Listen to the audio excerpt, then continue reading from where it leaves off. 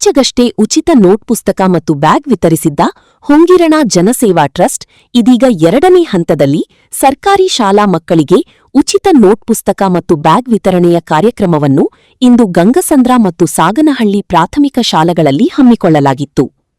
ಪ್ರಸ್ತುತ ಬಡತನ ಮತ್ತು ಮಧ್ಯಮ ವರ್ಗದ ಮಕ್ಕಳು ಹೆಚ್ಚಾಗಿ ಸರ್ಕಾರಿ ಶಾಲೆಗಳಲ್ಲಿ ವ್ಯಾಸಂಗ ಮಾಡುತ್ತಿದ್ದು, ಸಣ್ಣ ಪುಸ್ತಕ ಮತ್ತು ಪೆನ್ನುಗೂ ಕಷ್ಟಪಡುವಂಥ ಪರಿಸ್ಥಿತಿಯಿರುತ್ತದೆ. ಹಾಗಾಗಿ ಸರ್ಕಾರಿ ಶಾಲೆಯ ಮಕ್ಕಳಿಗೆ ಈ ಕಾರ್ಯಕ್ರಮ ನೀಡಿದ್ರೆ ವಿದ್ಯಾಭ್ಯಾಸದಲ್ಲಿ ಮೇಲ್ಗೈ ಸಾಧಿಸಬಹುದು ಎಂಬ ಸದುದ್ದೇಶವನ್ನು ಹೊಂದಿದ್ದಾರೆ. ಹೊಂಗಿರಣ ಜನಸೇವಾ ಟ್ರಸ್ಟ್ನ ಸಂಸ್ಥಾಪಕ ಅಧ್ಯಕ್ಷರಾದ ಲಕ್ಷ್ಮೀ ಸಾಗರ್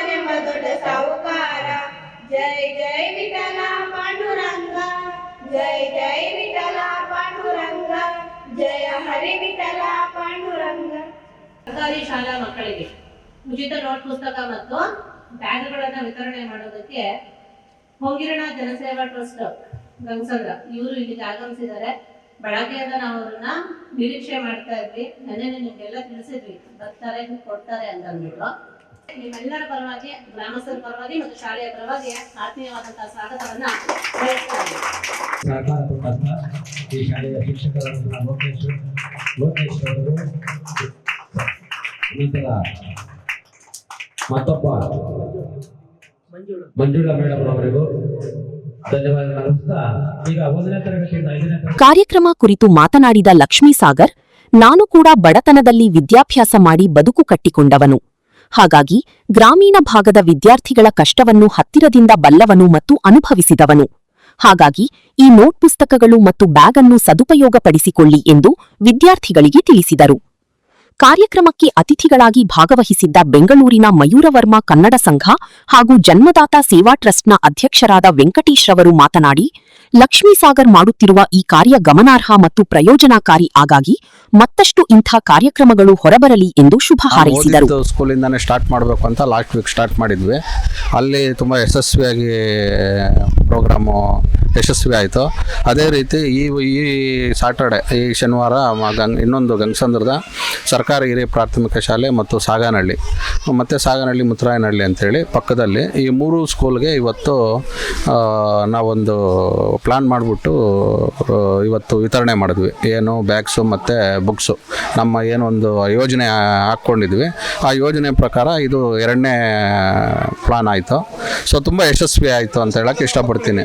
ಮುಂಬರುವ ದಿನಗಳಲ್ಲಿ ಆಲ್ರೆಡಿ ನಾವು ಮಾತಾಡಿದ್ದೀವಿ. ಈ ಶಾಲಾ ಶಿಕ್ಷಕರ ಸಿಬ್ಬಂದಿಯೊಂದಿಗೆ ಮಾತಾಡಿ ಫಸ್ಟು ಈಗ ಇಲ್ಲಿ ಸುತ್ತಮುತ್ತ ನಾವೇನು ನಮ್ಮ ಗ್ರಾಮ ಇದೆ, ನಮ್ಮ ಗ್ರಾಮದ ಸುತ್ತಮುತ್ತ ಇರೋದಕ್ಕೆ ನಮ್ಮ ಶಕ್ತಿ ಮೀರಿ ಕುರುಬ್ರಳ್ಳಿ ಒಂದು 5-6 ಸ್ಕೂಲುಗಳು ಮತ್ತು ದೀಪಾಳ್ಯ ಗ್ರಾಮ ಯಾವ್ಯಾವ ತುಂಬ ಹಿಂದುಳಿದ ಗ್ರಾಮಗಳು, ಗ್ರಾಮಾಂತರ ಮಕ್ಕಳಿಗೆ ಅನುಕೂಲ ಮಾಡಬೇಕು ಮುಂದಿನ ದಿನದಲ್ಲಿ ಅಂತ ಪ್ಲಾನ್ ಮಾಡಿದ್ವಿ.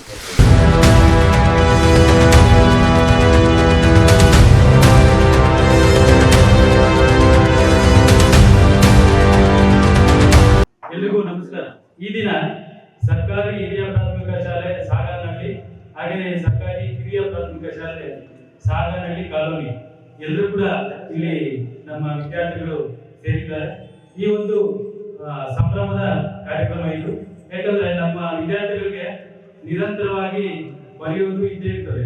ಅದಕ್ಕಾಗಿ ನಮ್ಮ ಒಂದು ಹೊಂಗಿರಣ ಜನ ಸೇವಾ ಟ್ರಸ್ಟ್ ಗೌರಿಬಿದನೂರು ಅವರ ಅಧ್ಯಕ್ಷರು ಲಕ್ಷ್ಮೀ ಸಾಗರ್ ಸರ್ ಬಂದಿದ್ದಾರೆ. ಅವ್ರಿಗೆ ನಾವು ಆತ್ಮೀಯವಾಗಿ ಈ ಒಂದು ಕಾರ್ಯಕ್ರಮಕ್ಕೆ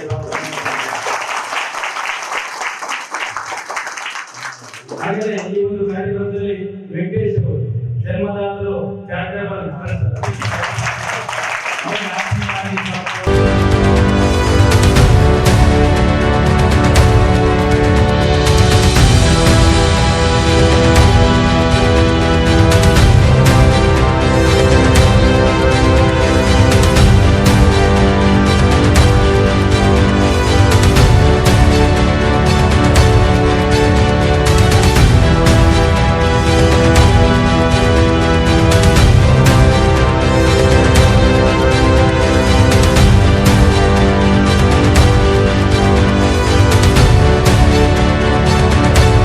ಮೊದಲನೇದಾಗಿ ಇವತ್ತು ನಮ್ಮ ಲಕ್ಷ್ಮೀ ಸಾಗರ್ ಅವರು ಹೊಂಗಿರಣ ಜನಸೇವಾ ಟ್ರಸ್ಟ್ನ ಸಂಸ್ಥಾಪಕ ಅಧ್ಯಕ್ಷರವರು.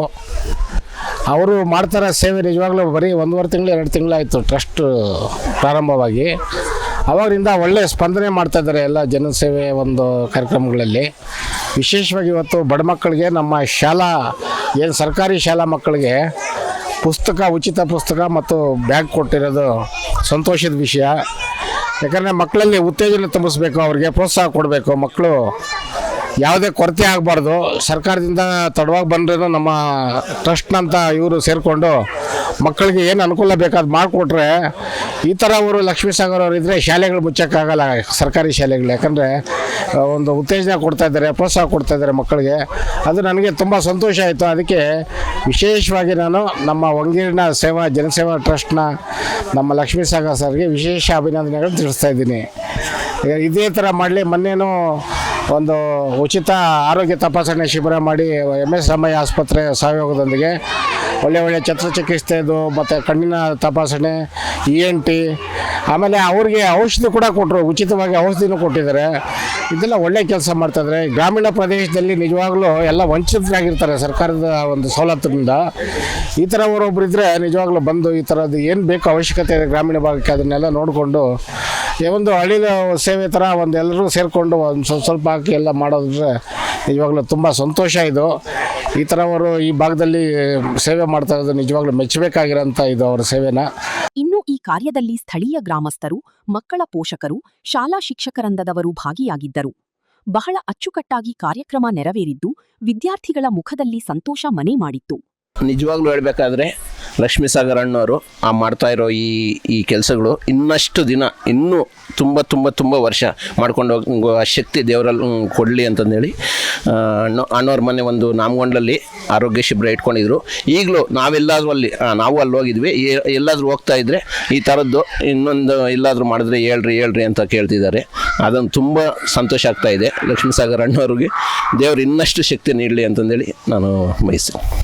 ವಿದ್ಯಾರ್ಥಿಗಳ ಪರವಾಗಿ ಶಿಕ್ಷಕರು ಸಾಗರ್ ಅವರಿಗೆ ಕೃತಜ್ಞತೆಯನ್ನು ಸಲ್ಲಿಸಿದರು. ಮುಂಬರುವ ದಿನಗಳಲ್ಲಿ ಈ ಕಾರ್ಯಕ್ರಮ ಮತ್ತಷ್ಟು ವ್ಯಾಪಿಸಲಿದ್ದು ಹೆಚ್ಚಾಗಿ ಗ್ರಾಮೀಣ ಭಾಗದ ಸರ್ಕಾರಿ ಶಾಲಾ ಮಕ್ಕಳಿಗೆ ಲಭಿಸಲಿ. ಲಕ್ಷ್ಮೀ ಸಾಗರ್ ಸರ್ ಅವರು ಸಮಾಜಮುಖಿ ಕಾರ್ಯಗಳನ್ನು ನೋಡ್ತಾ ಇದ್ದೀವಿ. ಈಗಾಗಲೇ ಮೊನ್ನೆ ನಾಮಗಳಲ್ಲಿ ಆರೋಗ್ಯ ಶಿಬಿರ ಇಟ್ಕೊಂಡಿದ್ರು.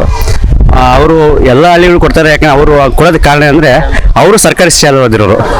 ಅವ್ರು ಸರ್ಕಾರಿ ಶಾಲೆ ಓದಿರೋದಕ್ಕೋಸ್ಕರ ಇದೇ ಥರ ಸರ್ಕಾರಿ ಶಾಲೆ ಎಲ್ಲ ಮಕ್ಕಳು ಕೊಡಬೇಕಂತ ಅಂದರೆ ಅವರ ಶಕ್ತಿ ಮೀರಿ ಸಹಾಯ ಮಾಡ್ತಾಯಿದ್ದಾರೆ. ಅದು ಮುಖ್ಯವಾಗಿ ನಮ್ಮ ಸರ್ಕಾರಿ ಶಾಲೆಗಳಿಗೆ ಹಳ್ಳಿಗಳಲ್ಲಿ ಕೊಡ್ತಾರೆ. ತುಂಬ ಖುಷಿ ಆಗ್ತಾ ಇದೆ. ವರದಿ ಭಾಸ್ಕರ್ ರೆಡ್ಡಿ, ಸ್ವಾರಸ್ಯ ನ್ಯೂಸ್, ಗೌರಿಬಿದನೂರು.